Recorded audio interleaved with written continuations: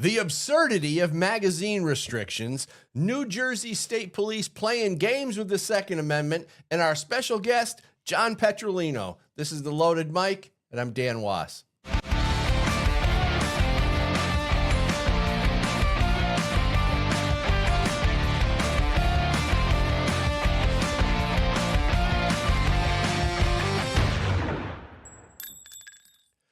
The idea of magazine capacity limitations is laughable on its face, which is why a recent court determined that banning magazines that hold over 10 rounds to be unconstitutional. The recent Benson v. United States decision in March of 26 by the D.C. Court of Appeals struck down Washington, D.C.'s 10-round so-called large capacity magazine ban as unconstitutional under the Second Amendment. Now, first of all, just the idea that we've dealt with these types of bans for any length of time is a testament to the irrational lawmaking of anti-gun politicians. What's the justification for magazine capacity restrictions? Well, anti-gun lawmakers will argue that it prevents death somehow.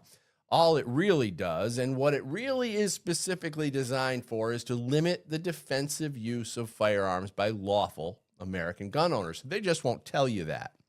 For anyone to believe that magazine capacity restrictions stop criminals from committing acts of violence, you would also have to believe that the criminal would obey the magazine law. Seriously, how long are we going to pretend that someone who's willing to kill in cold blood will obey a state magazine capacity restriction? At a certain point, you start to realize that not only do Democrat governors and legislators want to protect criminals with early release and bail reform laws and things like that, they also want to restrict the ability of lawful American citizens to be able to defend themselves against the bad guys that they're protecting. So we're going to talk about this and many other things with...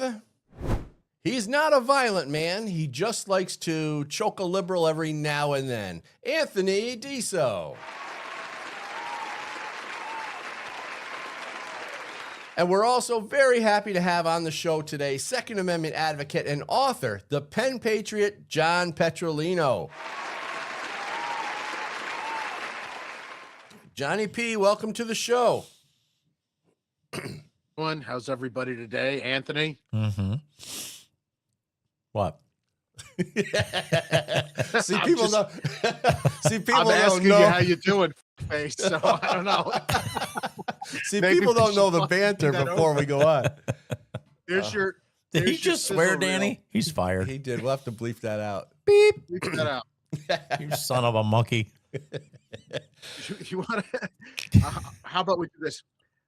How you doing, guys? Great to see you. Great to be here. Thanks, Dan. No, we're going to keep the first part, Johnny. Yep. We're going to beep it out with a It's too good. It's too good. Well, I mean, people know we've been friends now for a while. We tend to we'll entertain friendship with somebody from Jersey, right? I mean, yeah, why not? You're not a nice person. No, so that's why we get to joke around like that. But yeah, Johnny P., we're very happy to have you on the show. Let's start with magazine capacity restrictions, and just okay. So I'm sure we all agree it's just absurd. But what's the real underlying reason why they want magazine capacity restrictions? If you're asking me, I'm going to say that this is just slices of the salami. So this is how they take our rights away. They're not going to try to take it all away at one chunk. So if you, Dan, if you have a salami and I said, hey, I do. give me your salami. And, you're going to be like, I'm not giving you my salami. I said, well, how about you give me a slice of your salami and then another slice and another slice because you're a giving, caring person. Yeah. I think that magazine capacity restrictions and a lot of all of these other restrictions that are just arbitrary, because does it matter? Is it 10? Is it 5? Is it 15? Is it whatever? It's just a slice off of the salami, and any more way that they can restrict. I mean, the end game is to restrict it down to 1 and then ultimately speaking 0. And that's the way I see it. This actually has very little to do on the big picture with public safety. There might be some misguided people that think that this will aid in public safety, but ultimately speaking, it won't. I think you're right. On one hand, they're trying to, what do they say? Death by a thousand slices or 1,000 cuts or whatever they call it. And so that's what they constantly looking for, the next thing. Even if it's a little thing they can attack with respect to our Second Amendment, they'll do it. I also take it from a different perspective. I watch the way these Democrats let bad guys out of jail. I watch how they create bail reform, and these people can do just about anything. And it seems like the Democrats want to keep them in society, want to keep them part of our functioning society.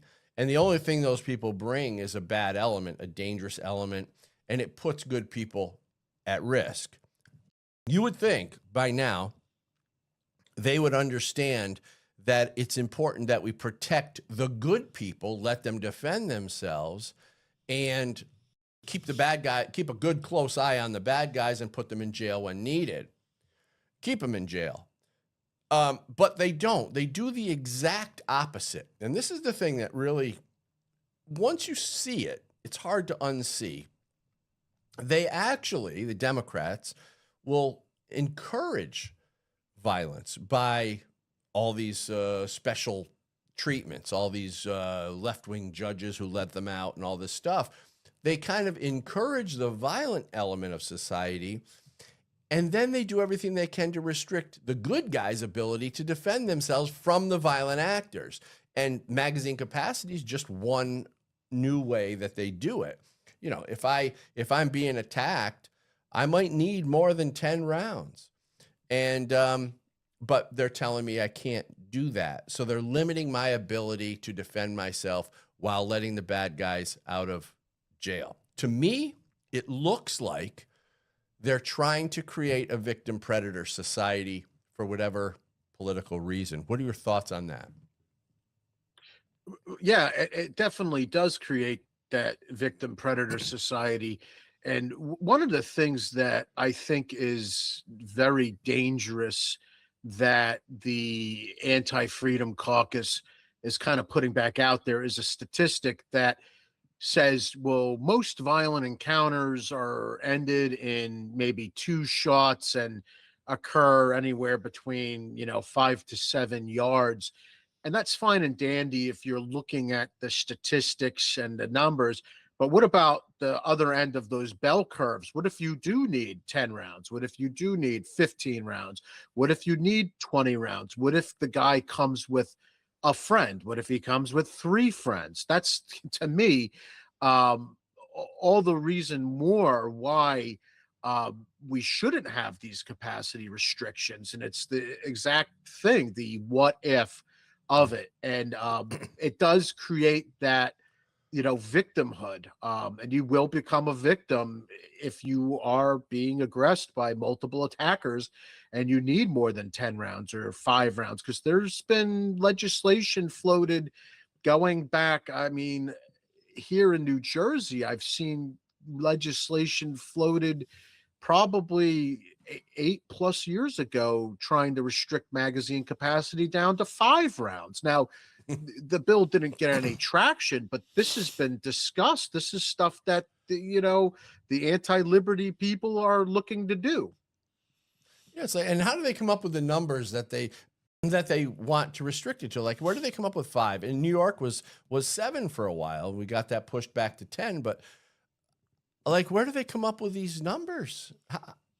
Is there any, like, what's the metric they use to make these decisions? Okay, well, 10 rounds is okay, but 11?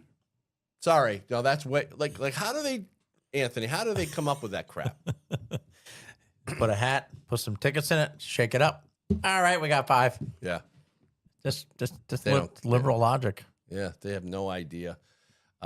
Putting people, though, in danger is, I think, I think the lawmakers should be held accountable. I wish there was a way that they could be held accountable because, you create you create a limit on capacity, and somebody runs out of ammo and they get killed, or you create a gun-free zone where somebody doesn't want to break the law, so they leave their gun at home and they get killed in that gun-free zone, or a child gets killed at a school that's a gun-free school zone.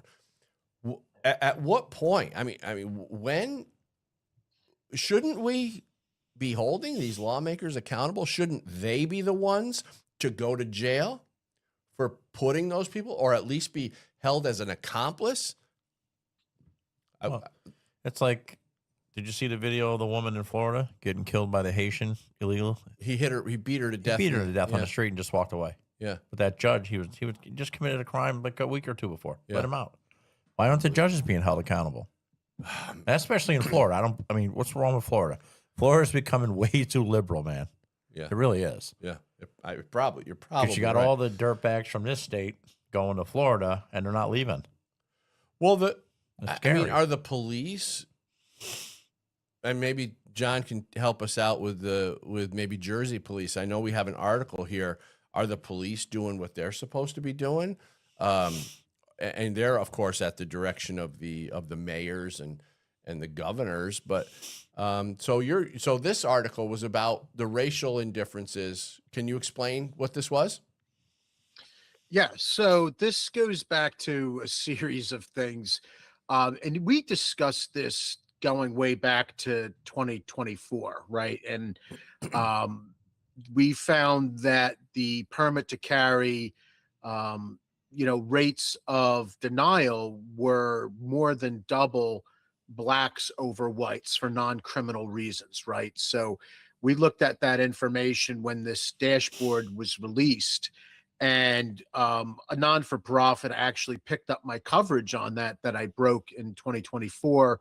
And in 2025, that non-for-profit, Rise Against Hate, they released their own report. And when they got the statisticians involved and they got their own data, they found that black applicants are denied 10 times more than white. And this is for, non-criminal reasons. There's a subjective standard still in New Jersey law where they don't have to issue the permits and if it's not in the interest of public health, welfare, and safety. And they, of course, added this other element to the law in 2022 saying that, the applicant lacks the essential temperament or the right temperament to carry or possess a firearm. So this is all something that was uncovered by looking at all of the data in New Jersey. Well, last year, probably midway 2025, towards the end of 2025, I started looking at wanting to get the information about, retired police officers. And I wanted to see, what their permitting looks like, because their retired police officer permits are not classified the same as a non-retired police Right. So officer. they get to carry in other places that we might not be able to. Is that what you're saying? They get a different type of permit. They get different privileges. But depending on how they're carrying, if they're carrying under LEOSA and or having a retired police officer permit, you have to look it all up. But there's magazine capacity restrictions that they're not beholden to. There's hollow point bullet restrictions that they're not beholden to. But at the end of the day, the dashboard that the Attorney General put together in 2024 does not include those permits for the retired police officers. So I started to go down the road to look into this. And so the first query that I did was like, let's just see how many of there are, because I've dealt with the New Jersey State Police before, and they're not usually very forthcoming with their Open Public Records Act requests. And that's New Jersey's equivalent to a Freedom of Information Act request. It's the state level request here in New Jersey. So I put in this request for just the number of retired police officer permits that were active and or issued within a 2-year period. And the New Jersey State Police, initially they had asked for a extension, which was to me was a promising sign, because usually they just outright denied all of my requests. And the Attorney General, I had put in with them too. They denied it, but that's because they said, you know, the state police has these records, and we know you have a request to open with the state police. That's where you go to get that information. I'm like, cool. So a couple of months, you know, or weeks went by, and then they denied that request. They said that my request for the number of permits to carry issued to retired police officers was improper or overbroad. So I said, all right, well, they don't want to give me the number of permits, and they said that it wasn't an actual record, that that's an information seeking request as well. So then I said, well, give me the record of the amount of money that the state collected for retired police officer permits. And same thing, they rejected that, said it was an overbroad and improper request. So the state doesn't even want to tell us how much money they've collected for retired police officer And of permits. course, this is a Democrat dominant legislature, right? The state is I don't know if like New York State is super majority Democrat. I'm not sure what Jersey is. Yeah, Jersey is, I think, damn near super majority, if not super majority. Like, it's there. They have a majority. They're dominating. So are they in our hiding money? legislature. Is that what were they just Well, I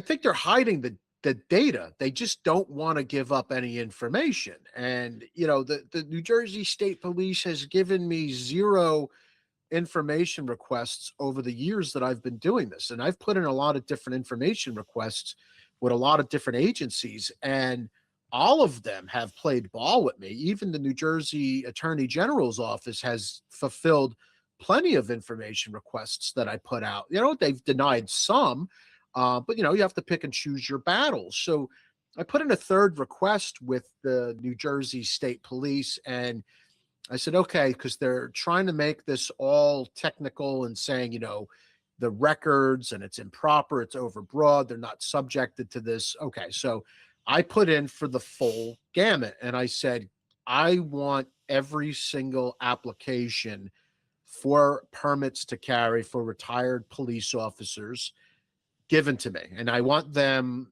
redacted. Take off the name, take off the address, take off the identifying information about the individual. All I want to know is the race. I want to know the sex. And I want to know if the permit was denied or if it was approved. And if it was denied, what the denial reason was. And I want to know the jurisdiction so I can see what county that the permit was applied for. And I said, redact all the personal information. So Johnny, let me stop you there for a second, and you're going to tell us what what their response was. But let me get to one of our sponsors real quick. You want to know who's fighting for your gun rights? Gun Owners of America. GOA is the no compromise gun rights group. So I urge you to become a member at gunowners.org. What have they done? Well, GOA secured a preliminary injunction against the ATF pistol brace rule. GOA members submitted a record 85,000 plus comments opposing the ATF's universal registration check rule. They helped enact permitless carry in Nebraska and Florida. GOA secured victories in California, Illinois, New Mexico, New York, Oregon, Pennsylvania, and Virginia. Plus, they won 2 legal victories against the ATF's zero tolerance policy, and GOA fought to overturn Biden's ban on funding hunter education, shooting sports, and archery in schools. So, with the constant attacks on our Second Amendment, we often ask ourselves, what can I do about it? This is what you can do. You can become a member at gunowners.org and help us save the Second Amendment. So we're here with John Petrolino.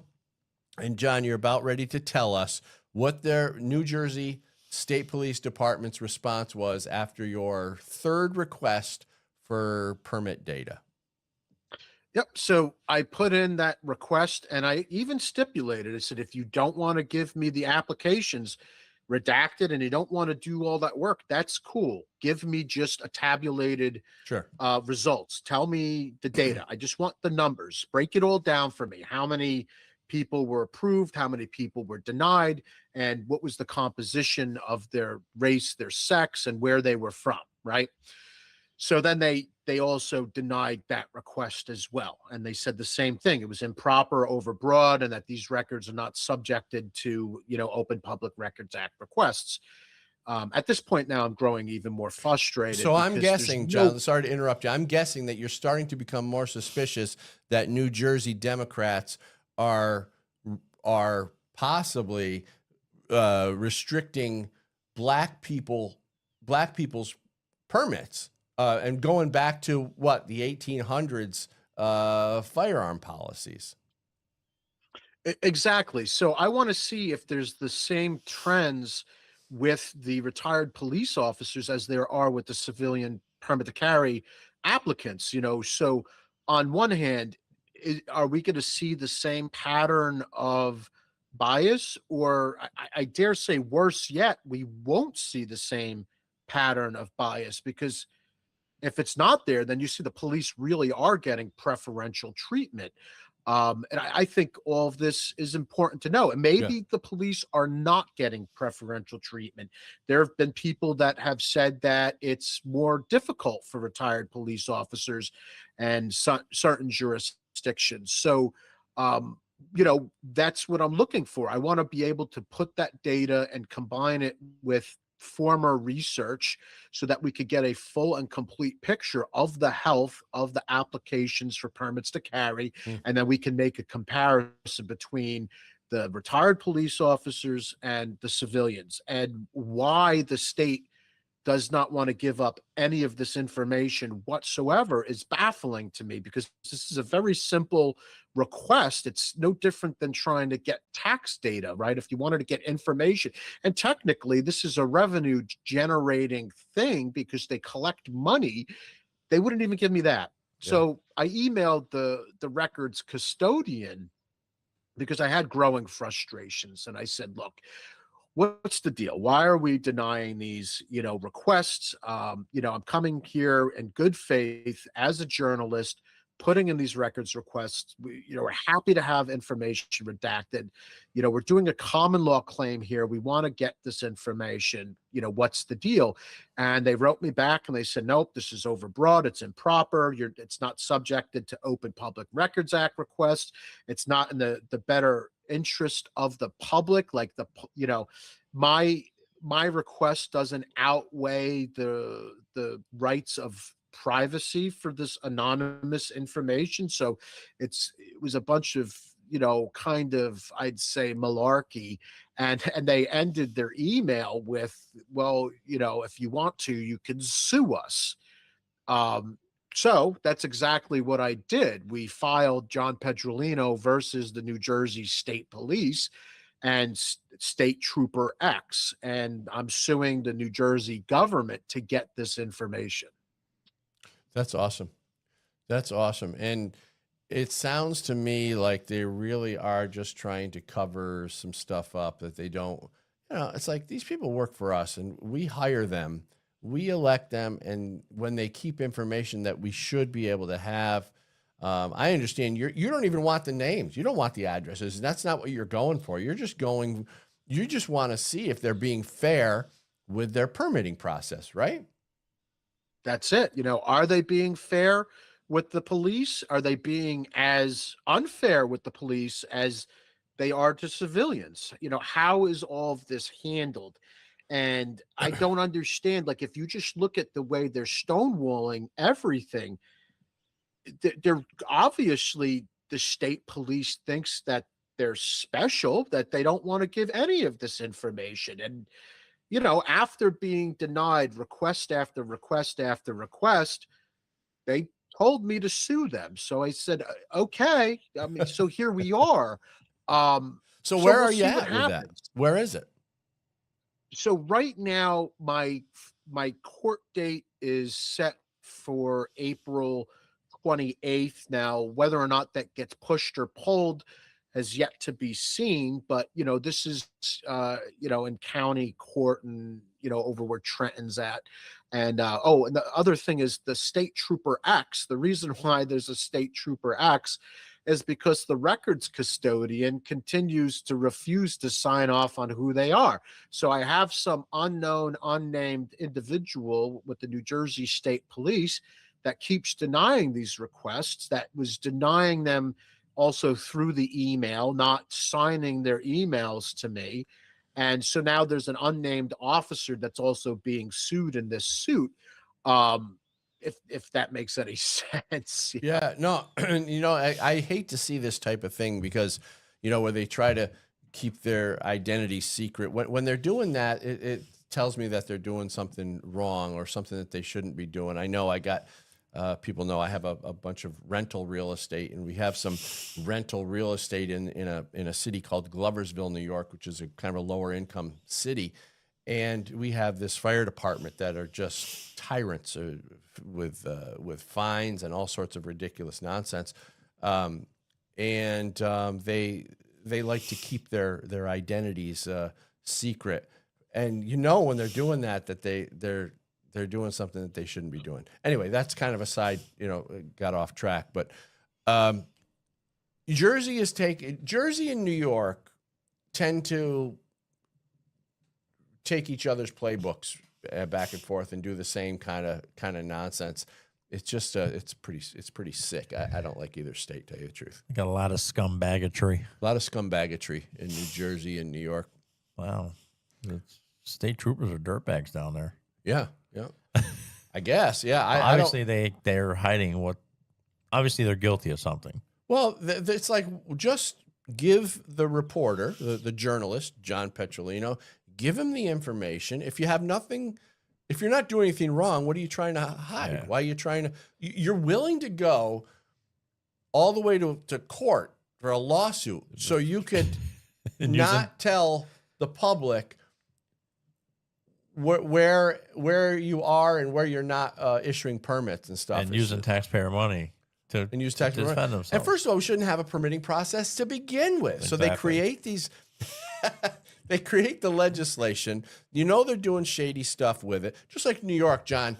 All our background checks now, they don't go to the national NICS system. They go to the state police, the New York State Police, where they can keep a record of everybody, which under certain law, that's supposed to be anonymous. But they brought it in-house to the state police department, and now Kathy Hochul can pull up anybody's name and address when she wants to. I think it's despicable. Yeah. Yeah, and New Jersey's a point of contact state as well. So you could look at this, and it's so patently absurd. I need to pay a New Jersey background check so that somebody in the state police can do a background check on me, and they're going to interface with the FBI database and whatever they're going to use to do a background check on me that I have to pay for out of my pocket, versus you go to the actual NICS system, which is supposed to be instantaneous, and it's also funded through tax dollars. So this database is paid for, it's budgeted for. It was part of, that crime bill that we had in the 1990s. Okay, so we have that. But if you zoom out, you have all of these other states and jurisdictions that if you have a concealed carry weapons permit or license to carry or permit to carry, whatever the nomenclature is for your jurisdiction that allows you to carry a firearm, if you have that license or permit and it meets certain criteria, you don't need a NICS check at all when you go to buy a firearm. You just show that ID, and they know that you're a good guy because you're getting background checked regularly. Yeah. And I can almost guarantee you that New Jersey's permit to carries absolutely meet whatever requirements they have to, because we renew these things every 2 years. So it's not like you could say it's like, oh, he's got a permit that's good for 10 years. No, it's every 2 years we have to renew these things. and they're incredibly expensive. They're incredibly onerous. And the cherry on top of the permit to carry debacle in New Jersey is one of the qualifying things that you have to even apply for a permit to carry is a firearms identification card. Now, the statutory disqualifiers for a firearms identification card, for pistol purchaser permits, which you need a pistol permit for each and every handgun that you buy, and you cannot buy more than one handgun a month in New Jersey, and the statutory disqualifiers for a permit to carry. Now, this isn't saying like the permit to carry, there's also training requirements and a couple of other things. I'm just talking about what disqualifies you legally from having these documents are exactly the same. So if you have in hand a firearms identification card, and then a year or two later you go get your permit to carry, unless you committed some crime, some heinous crime, or you've become a felon, which they should have pulled your firearms identification card at that point anyhow, if you've become a disqualified person. But if perchance that didn't happen, you should not be getting denied a permit to carry. So essentially, if you have a firearms ID card, you should be able to get a permit to carry, no questions asked. If it's the same background checks. Let me stop you there, because we're going to go to break here in a second, but the entire conversation is infuriating because the bad guys pay no attention to any of this. All this hoop jumping is for us. And I want to, when we come back after break, I want you to talk about the discretionary permitting article that you wrote in Bearing Arms. So right after this, we got a lot more with John Petrolino. The Cali Key removes your AR from the definition of an assault weapon. It lets you keep your rifle with all its features, avoid registration hassles, and transport in hostile jurisdictions. The Cali Key also lets you hunt in jurisdictions like Pennsylvania and enhances long-range precision shooting. Cali Key's expert legal opinions empower informed decisions, and sales help grassroots Second Amendment organizations. Cali Key is your tool to keep and equip your AR, empower yourself, and defend your civil rights. Our founding fathers saw them coming over 200 years away. That's why they wrote the Second Amendment. Join us in the fight to preserve your gun rights and stop unconstitutional gun control. Gun Owners of America is the country's only no-compromise gun rights organization. Not only do we inform and educate, but we bring the fight to court and win. Your God-given right to keep and bear arms is our top priority. Become a member today and help us take back America. Join us at gunowners.org. All right, we're back with John Petrolino from Bearing Arms. And John, before we get into this article, you wrote an article for Bearing Arms, Opinion in New Jersey Case Chips Away at Discretionary Permitting. Before we do that, you and I talked before the show. We have a lot of friends who are involved in a lot of upcoming events, and I wanted you to, I know you got the list written down, so can you real quick, can we get through these upcoming events that everybody in America should know about, every gun owner especially? Absolutely, Dan. So I have coming up a bunch of things to talk about. So on April 17th, 18th, and 19th is the NRA annual meeting. So if you get a chance to head out to Houston, there's the NRA annual meeting, and I actually will have a booth there. It's booth number 3450, and it's for the Voices of the Second Amendment. So I'll be there at that booth. I've got a 1/3 stake in it, so I'll be recording interviews, meeting with people, talking. So if you do go to the NRA annual meeting, I will be there, and I will have a booth. So stop by and say hello and wave at me. If I'm in the middle of an interview, we could get a chance to meet and say hello. Some other things that are going on. As you know, I'm a board member with the Citizens Committee for the Right to Keep and Bear Arms, which is one of the organizations that's affiliated with the Second Amendment Foundation. Everybody knows the Second Amendment Foundation, they're pretty prevalent. Everybody knows about them and their litigation efforts. Well, prior to SAF being formed was the CCRKBA, which was also formed by Alan Gottlieb. We have a really exciting event coming up on May 30th, and that's going to be in Chicopee, Massachusetts.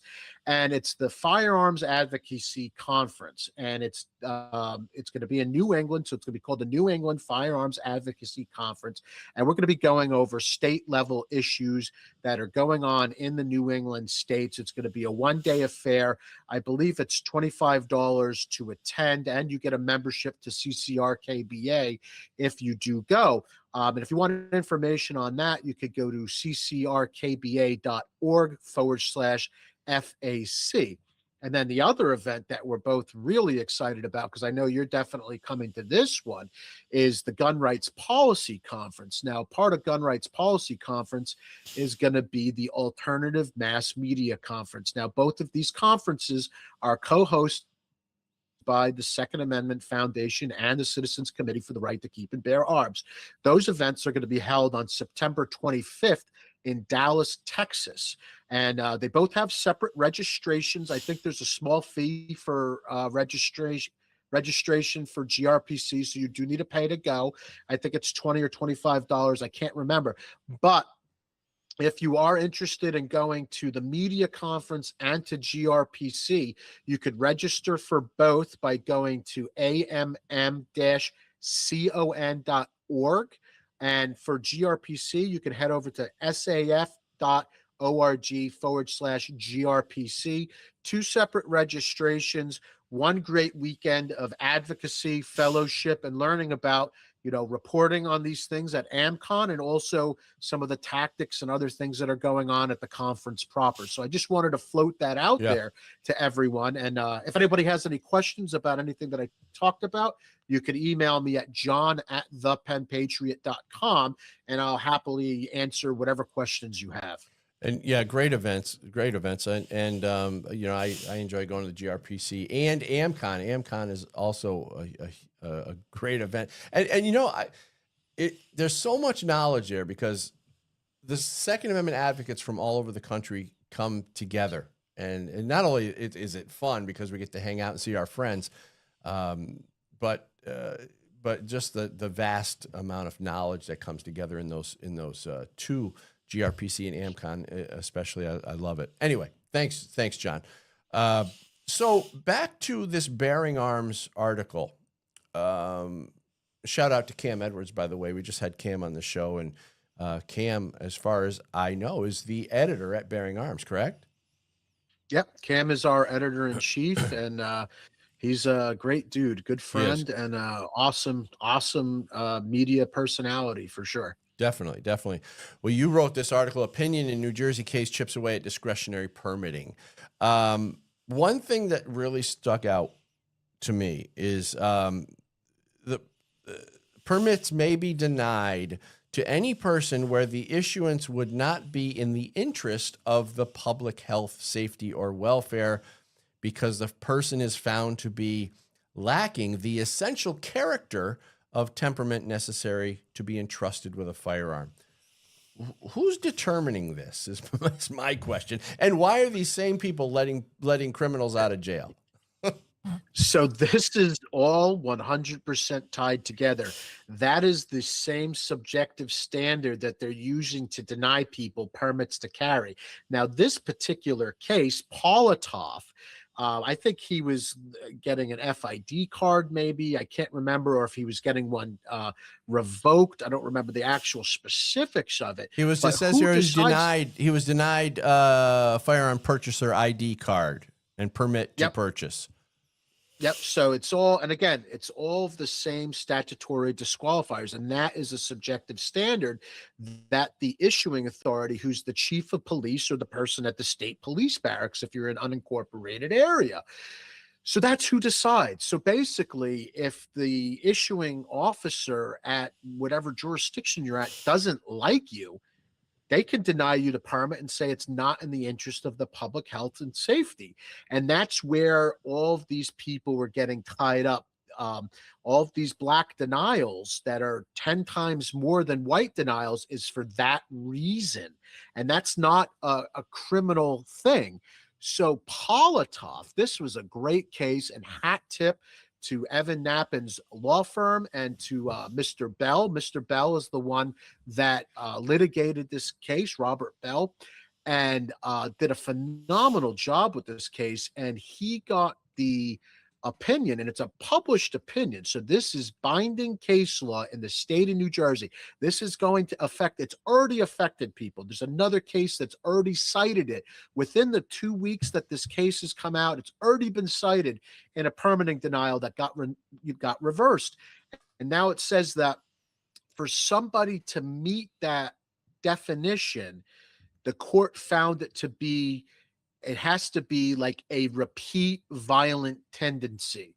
It can't be some one-off event. It's got to be a pattern of dangerous behavior, not something weird, not like a driving record. I had the Leonard Mirabel. I wrote about him back in 2024, I believe it was, or yeah, it must have been 2024. I wrote about Leonard Mirabel, and he got denied a permit to carry for a bad driving record, which was absolute complete bupkis. He eventually got his permit to carry, but it took him a lot of work to do that. And they all use that interest of public health, safety, welfare because of a bad driving record. It was non-criminal stuff. So this is the kind of stuff that's going on in New Jersey. So Politoff, and to quote Evan Knappen, he says, "We've now thrown a Politoff cocktail at the law and have kind of burnt it down a little bit because now they actually have to come up with a list with a pattern of behavior. It's a pattern of behavior, not just some random one-off." So and it's huge. It's a huge decision. Right. So it sounds like it's a step in the right direction, but it's still, in my opinion, should be measured by criminal. I don't think we should have them at all, tell you the truth, but shouldn't it be measured by criminal activity, literal, criminal activity where they are arrested for a certain thing. It still sounds, and no disrespect to these attorneys because they did a fantastic job getting to this point, but it still sounds like it's a bit subjective. Well, it is still subjective, Dan. And there's a case that's been sitting at the New Jersey Supreme Court. It's the MU case. I believe that's what it's called. And it's been sitting at the New Jersey Supreme Court level almost 2 full years, I believe. I think it might be over 2 years. I don't know. I'm trying to keep a beat on it. And that case right there has the potential to completely remove that from the statute entirely, because under Bruin, as well, that's you what I was going to know, say. What happened to Bruin? Did we not have Bruin? It's just crazy. Go ahead. Under Bruin, as you know, you cannot have these subjective standards. Right. So like here, to take the analogy, I will take these pieces of salami back. I don't have the whole salami. I don't think we should have permits at all. Salami. But I'll take 1 or 2 pieces of salami back. If that's how we have to win it, we win it back 1 piece at a time. And I'm good with that. I like gabagool, but you want gabagool? I got the gabagool. Absolutely. I prefer gabagool. But so this is the thing that really gets under my skin is we had the Bruin decision. Now I thought the Bruin decision did everything it needed to do to get rid of these may issue permitting processes and make it shall issue. But apparently we're still playing games with some of these states. And that's what's happened in these so-called Bruin response states is we just put them into a death rattle, so they're doing everything in their power that they possibly can to obstruct the citizens from being able to have their firearms. The Supreme Court made it clear. They said that the peasants shall have their pitchforks, and states like New Jersey and New York and Hawaii and California and Massachusetts and Maryland have all pitching a fit about this. And the fact of the matter is, I now have more liberties and rights in New Jersey than I did prior to Bruin, whereas in other states like New York, there's areas where now you have less rights because people had permits to carry in, let's say, 90% of the state. In California, people were able to get permits to carry. Post-Bruin, they came in, and now they're making these laws, and they're just making it worse and worse for themselves. It's frustrating. We do have some great organizations that are fighting for our rights at the national level. We have a lot of great state level organizations as well. And by the way, everybody needs to become a member and give them your money. Give them as much of your money as you can, because they're fighting these corrupt legislatures in these blue states. Did he ever hear Hochul's gun? Hochul?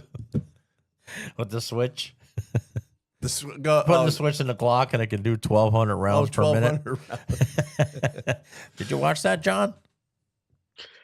You know, I love the nonsense talk, and I think you even had an awesome soundbite from Virginia released recently, and it's like goes back to we had the incendiary rounds, and you know you're going to cook the deer when you shoot it. The one thing that these anti-liberty politicians really should do is like research, get a base level education on this stuff, so at least you're not going to be laughed off the stage by the people who know what's going on. Because who was this that? is just absolute foolishness. Who was that Congressman Kevin De Leon years back? He's holding up an AR-15 and he's saying this has a 30 magazine round clip, can disperse of 5,000 rounds per second or some I'm exaggerating, but some nonsense. Do you remember that? The 30 round magazine clip, and he's like, he doesn't know what he's talking about. There's the arm thing that goes up and down in the back. I think that's what it is. Like, you know, that's a sizzle reel that you need to put together. Danny Walsh Jr., the producer, Mr. Producer, we should get that and then put that on the soundboard, because there's so much magic out there. Yeah, there really is. These people are really, I think they are so caught up in their anti-gun narrative that they don't want to do the research. Thank you, fellas. I don't even think it's possible to put 1,200 rounds in a minute through a handgun without it melting in your hand. Not that it won't mechanically fall apart. It would just melt rounds in a minute. Listen, Bruce Lee couldn't do that. Man. Just replacing magazines, because you've already restricted to 10-round magazines. So there's 120 of those you got to pop in and out. Oh, my God. You can help me, and we can get a line of people. We can hire 120 people. Yeah, and we'll just keep doing it until it melts in your hand. Yeah. I don't know. It's just funny. We should do it. It's funny when they talk about this stuff because they have no idea. But she believes it. Yeah. Well, but then there's some politicians, and I remember Hillary Clinton doing this.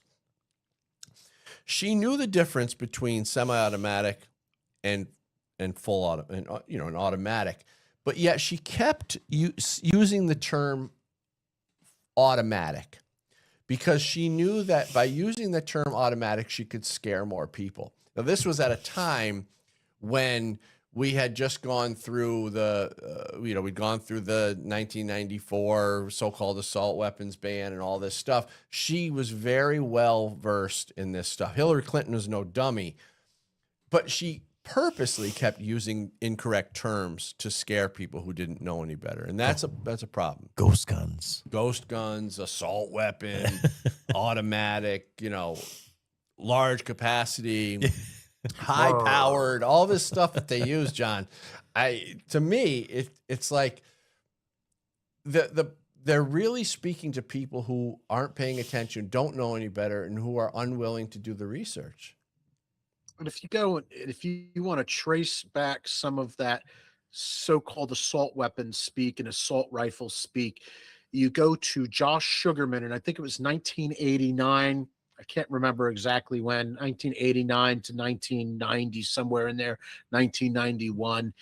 And he put out this, paper that he published, and in the back of it, in one of the appendixes, they talk about using the assault weapons or assault rifle term, and it specifically says it's confusing to the public that doesn't know, and they're going to confuse it with machine guns or automatic fire, basically. And that's why we're going to continue to use this term as a misleading term, because it'll be giving them an opportunity to get more people to sign off on the restrictions that they want to push. Exactly. And this is something I've cited time and time again. Josh Sugarman, and it's the gun violence center or whatever the heck they were called.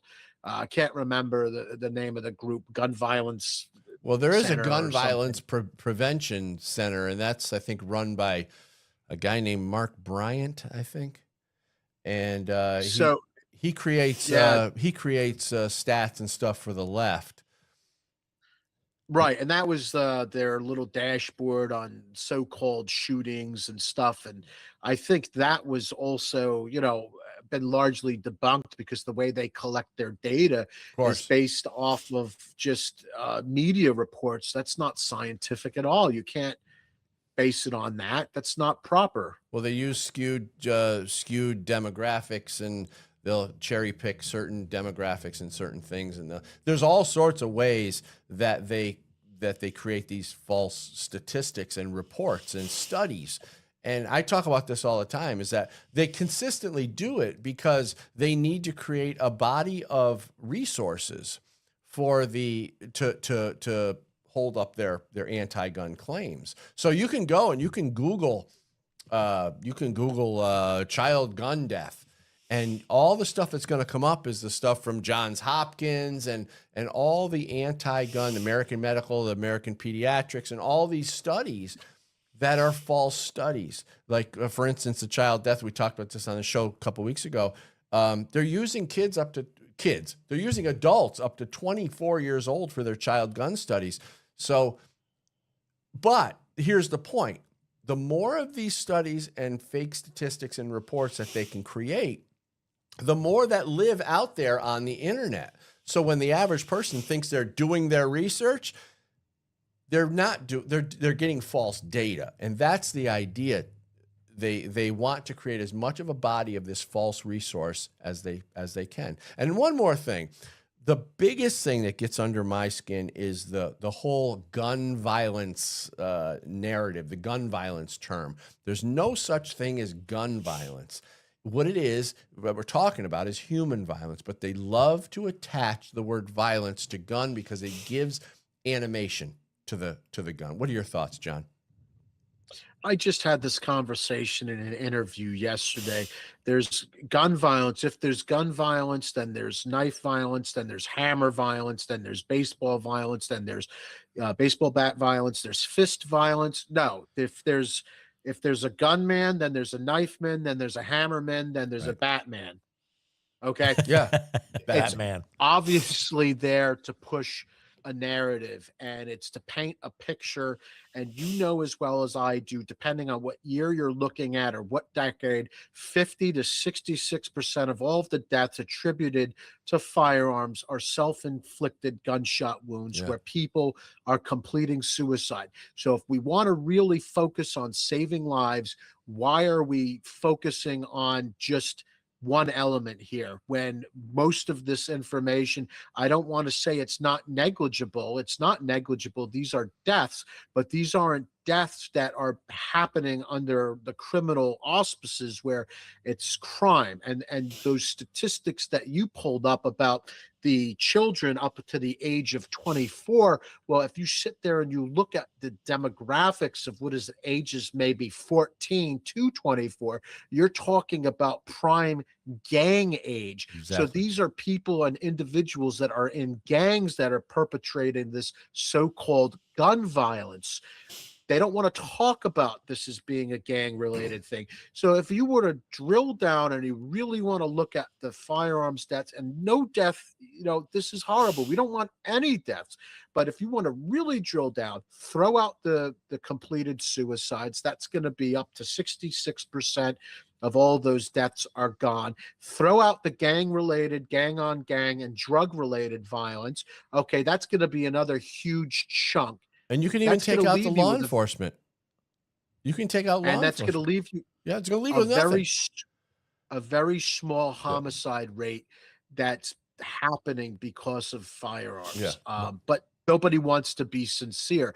If we really wanted to save lives in the United States, we would crack down on medical malpractice, which eclipses everything. So why don't we talk about doctor violence. And I think that's the term that maybe we need to say is surgical violence. The doctor committed surgical violence because this person died from their ineptitude. So, but we don't want to look at those statistics. No, good point. And I think I think that I have a theory that the reason the medical industry is getting so involved in guns, where they have no business whatsoever, but by asking kids if their parents have guns, having gun questions on the applications on their charts and stuff.